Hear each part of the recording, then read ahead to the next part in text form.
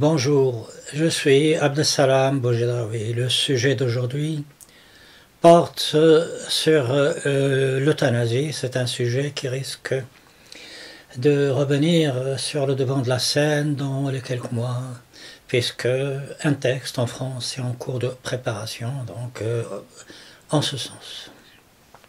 Je voudrais d'abord vous dire que je mets à votre disposition un dossier spécial euthanasie, qui est dans un format que vous pouvez lire sur votre smartphone. Pour cela, rendez-vous à ma page de téléchargement sur mon blog. Vous allez trouver un ensemble de dossiers, vous choisirez celui ou ceux qui vous plaisent, vous pouvez les télécharger librement.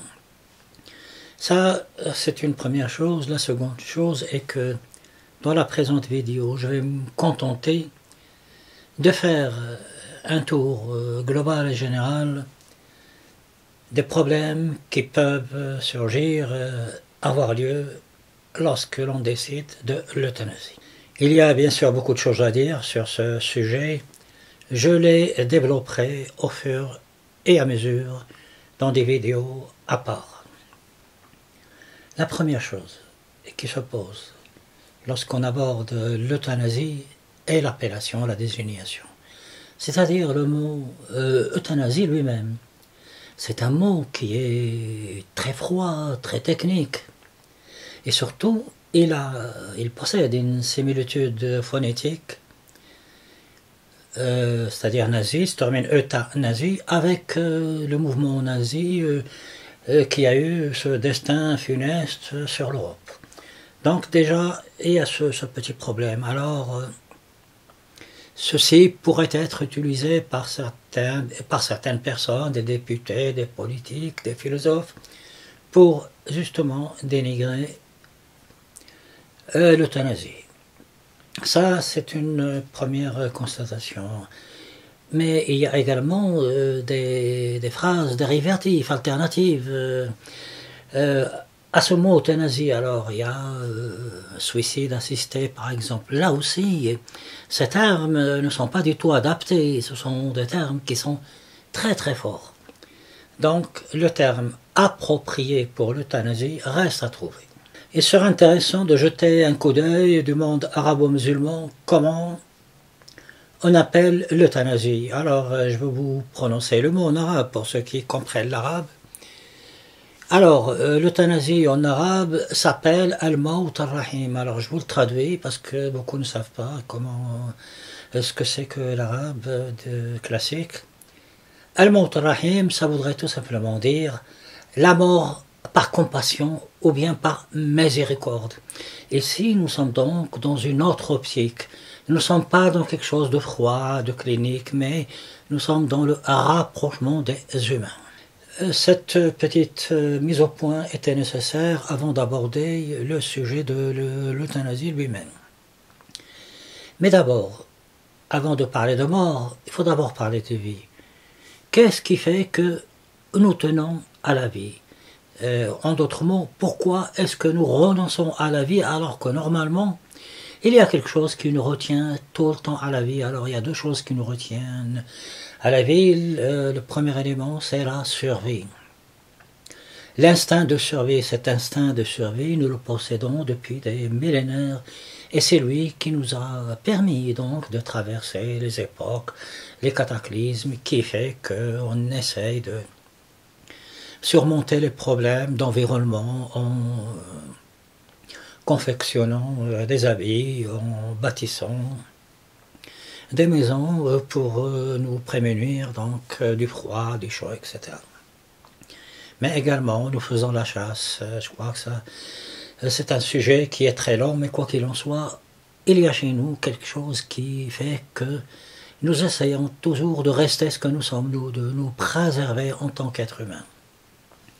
Mais une fois que nous n'éprouvons plus le besoin de lutter, c'est-à-dire que nous avons assuré notre stabilité dans des villes, dans des pays, dans des nations, nous rentrons dans une autre phase où nous tenons encore à la vie, c'est-à-dire la vie elle-même est une vie sur laquelle on réfléchit. Alors il y a des philosophes qui vont se dire se poser des questions sur la vie. Après, on essaie de trouver le système politique qui nous convient pour vivre ensemble. Donc, dans un premier temps, là, je schématise bien évidemment.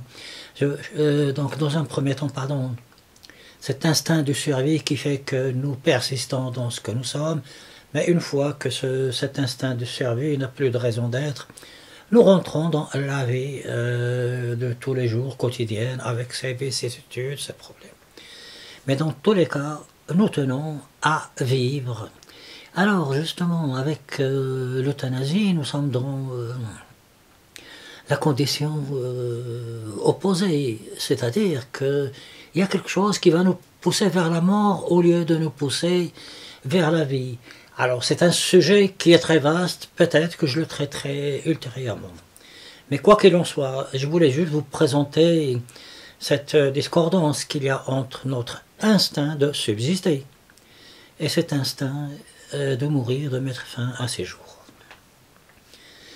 Donc la seconde réflexion, et maintenant nous rentrons de plein pied dans l'euthanasie.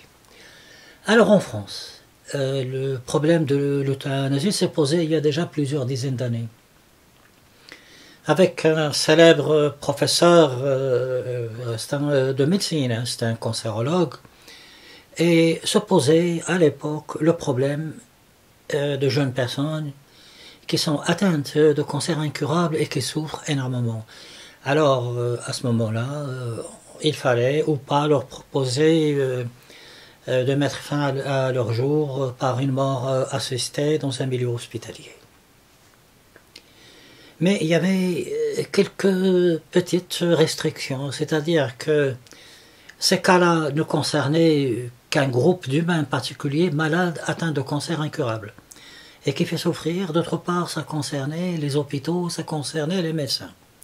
Mais il y avait, si vous voulez, quelque chose d'autre qui pouvait faire que cette euthanasie ne pouvait pas avoir lieu, puisque d'autres médecins ont dit non, on ne va pas permettre à des gens de mourir, puisque il y a des alternatives à l'euthanasie, c'est-à-dire donner des médicaments qui calment la douleur, donc qui fait que la personne peut subir son sort jusqu'à sa fin.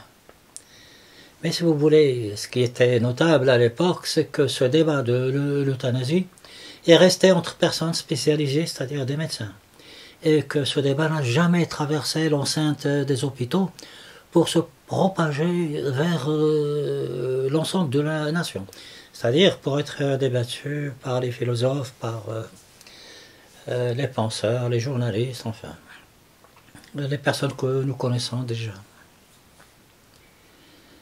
Et donc, ce n'est que récemment, alors que d'autres pays pratiquent déjà l'euthanasie, que se pose le problème avec cette commission qui a donné son avis et un texte qui sera adopté prochainement.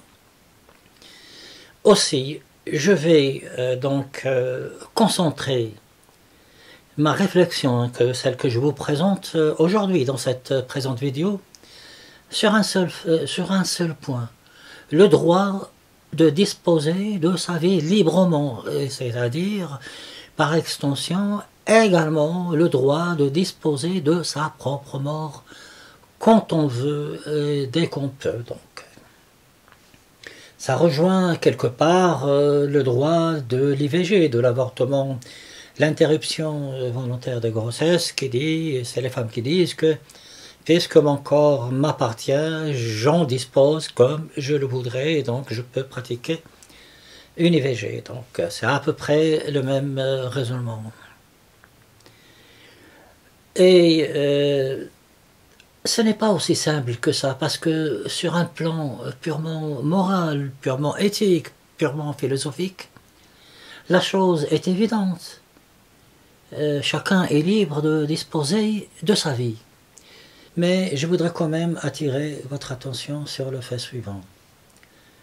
Actuellement, en Europe, les personnes peuvent disposer librement de leur vie.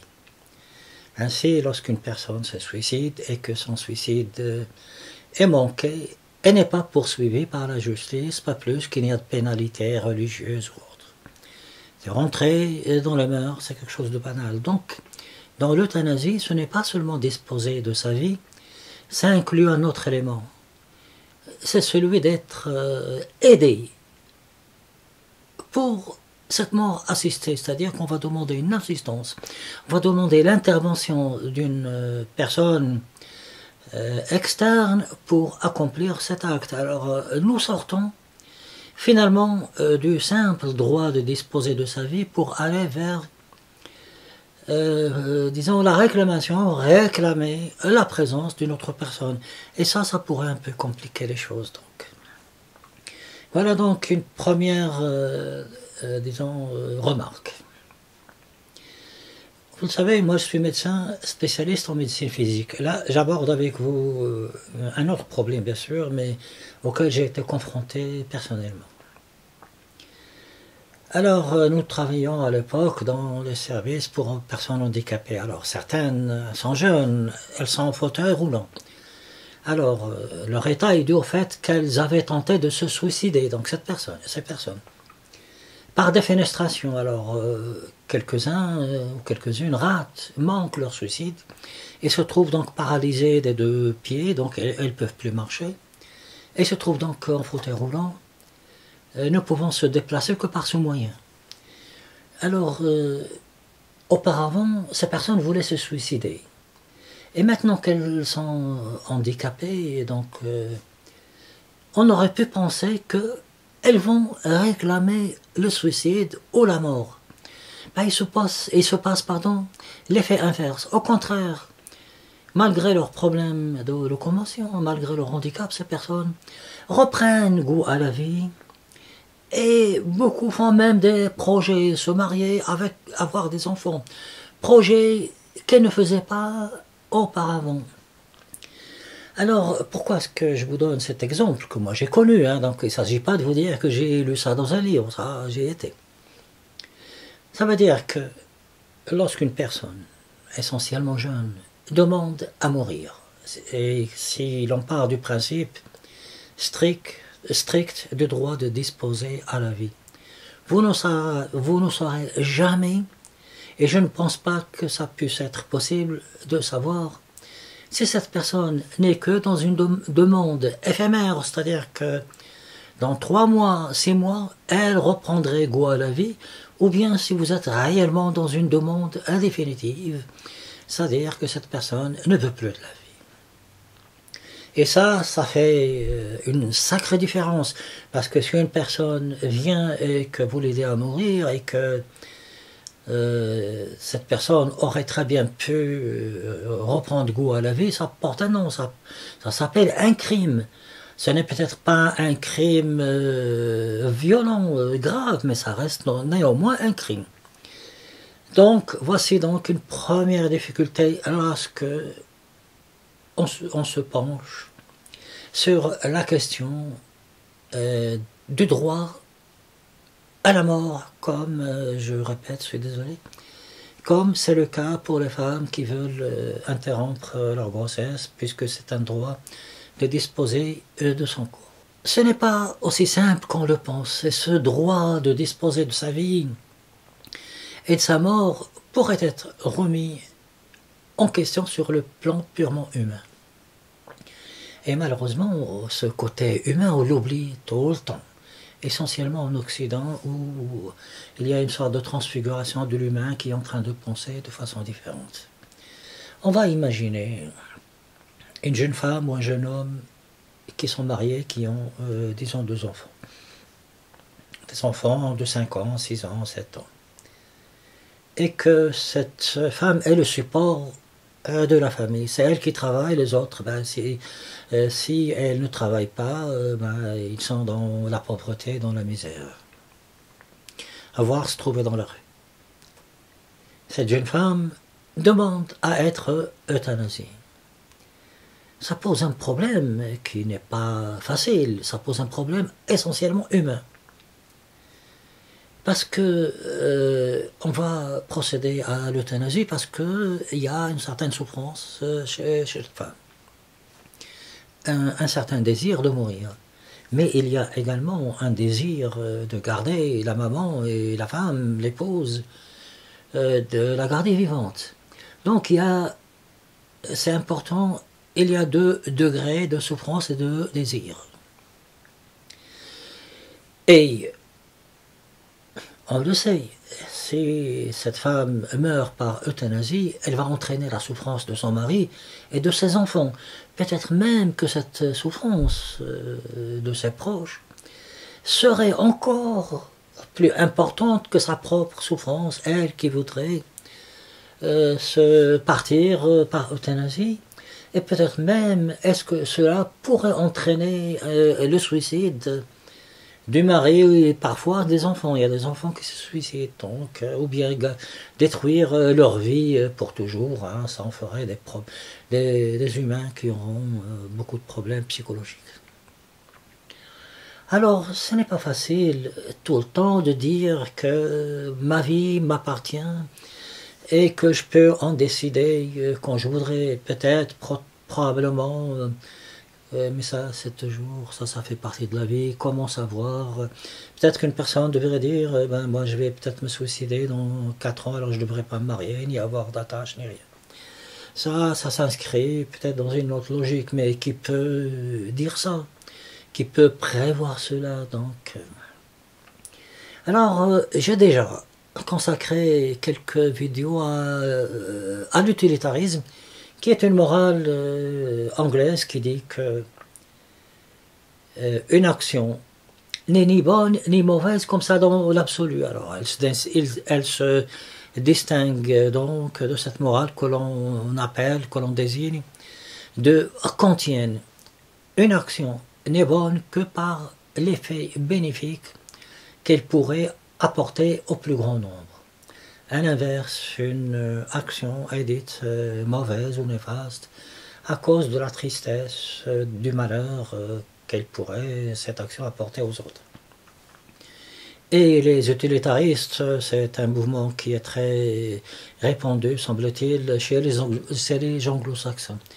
Les utilitaristes disent ceci, disent si une action apporte plus grand bénéfice, alors on l'adopte.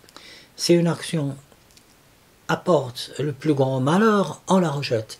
Alors dans le cas de cette jeune femme qui voudrait se suicider, je veux dire que si on prend la somme de sa souffrance et de ses désirs, et si on les compare avec les souffrances de ses proches et de leurs désirs également, on trouve que la somme des souffrances de ses proches est plus importante que sa propre souffrance à elle. Alors dans une logique de morale utilitariste, il n'est pas possible de proposer justement une mort douce ou une mort assistée par euthanasie à cette personne. Il faut trouver d'autres moyens. Moi, je vous rapporte, moi j'ai une autre opinion, mais ce que je veux dire, c'est les difficultés. Pourquoi? Parce qu'il y a tout le temps une différence entre ce que disent les philosophes. C'est toujours théorique, c'est toujours très joli, et quand vous êtes dans la réalité, avec sa souffrance, avec ses désirs, avec ses mangeances, avec tout ceci, son hypocrisie. Donc, ce n'est pas aussi évident que cela. Alors voilà, je vous ai donné 2 ou 3 petites choses sur l'euthanasie, peut-être que d'autres éléments vont surgir. Alors ça me pose, ou plutôt je pose une question, est-ce que cette commission qui a réfléchi sur l'euthanasie est-elle en mesure de comprendre cela? Nous le savons, quand on confie, comment dirais-je, la réflexion, la pensée autour de quelque chose de majeur, dans un pays, quand on confie cela à des intellectuels, en général, c'est un fiasco. Parce que ce sont des personnes qui sont très imbues de leur petite personne et qui ne pensent qu'à briller, qui ne pensent qu'à écrire des livres, qu'à parler dans les réceptions. Alors, si une loi est à adopter, va se poser le problème de sa légitimité. Elle sera légale, mais certainement pas légitime. Alors, pour ce sujet particulier, je vous invite à regarder ma précédente vidéo, qui est une sorte de fil conducteur sur qui va concerner toutes les vidéos sur certains grands thèmes. J'explique ce que c'est que la légitimité d'une loi, ce que c'est que la légalité d'une loi. Donc je n'y reviendrai pas et je vous invite donc à visionner cette vidéo. Alors, qui va procéder à l'euthanasie? Alors moi je suis médecin, je peux vous dire tout de suite que ce ne sera jamais les médecins. Ce n'est pas notre rôle. Notre rôle est de soigner les gens, de leur procurer le meilleur bien-être possible du point de vue médical, de leur proposer le meilleur traitement possible. Nous ne sommes pas là pour faire des miracles et nous ne sommes pas là pour tuer les gens, enfin pour les faire mourir. Le médecin pourrait donc se prononcer dans le cadre du respect du secret médical et dire ce cas-là est incurable et que nous ne pouvons pas le traiter. À ce moment-là, il appartient aux autorités compétentes de prendre leurs responsabilités. Donc, il y a déjà ça. Alors moi, ma réponse est catégorique, donc je pense que beaucoup de médecins rejoindront mon point de vue. Il y a aussi le problème, c'est comment va se dérouler cette euthanasie. Alors moi j'ai vu un reportage, je crois que ça se passe en Belgique me semble-t-il, où il y a une jeune femme qui arrive dans une maison, donc avec un comprimé, donc il y a la femme, en général là ça concerne des personnes âgées, assise dans un fauteuil, il lui donne donc ce comprimé, un verre d'eau, elle attend, elle constate la mort. Et puis elle part, puis après c'est les pompes funèbres ou les autorités mortuaires qui finissent la procédure. Donc. Alors moi ça me désole, parce que ça va à l'encontre de toutes nos traditions, parce que la mort, c'est quand même un événement qui est important, nous avons besoin d'un sépulture. Alors sépulture, si je le prends au sens général, c'est-à-dire de tout ce qui entoure la mort, tradition, deuil, etc., préparatif, quoi. Tout cela disparaît, et l'humain qui a vécu toute sa vie, a travaillé, et qui a eu une jeunesse, qui a eu un passé, qui a joué étant enfant, se trouve là à mourir, comme cela dans l'anonymat, sans sa famille, sans rien. Et moi, je crois que cela m'attriste. Alors, je crois que je ne vais pas vous en dire plus. Alors, tout ce que je pourrais vous dire, c'est que le sujet n'est pas évident. Et je vous ai juste donné un aperçu de quelques difficultés. Alors, je vous invite à télécharger mon dossier donc, sur l'euthanasie, que je mettrai à jour. Alors, pour cela, j'ai préféré ne pas vous donner le lien de téléchargement, mais de vous dire « Oh, vous allez le télécharger, comme ça... » Vous reprendrez toujours la même image, cliquez sur l'image, vous téléchargez, et vous aurez toujours la dernière mise à jour. Et également, je vous invite à regarder, à visionner ma dernière vidéo qui s'appelle « Légitimité et légalité des lois et des réformes en Occident ». Je suis Abdessalam Boujedraoui, je suis désolé pour ce sujet qui est triste, et je vous dis à bientôt pour une autre vidéo. Et portez-vous bien.